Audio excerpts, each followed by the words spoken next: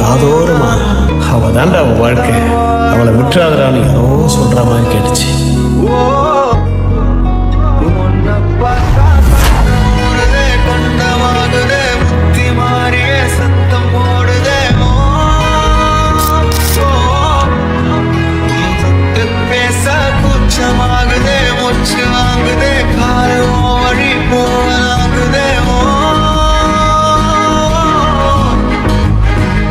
உன்னை கண்டுபிடிக்கிறதுக்கு 27 வருஷம் ஆயிடுச்சு.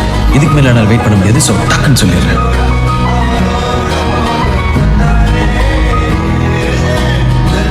நான் உன்னை லவ் பண்றேன்.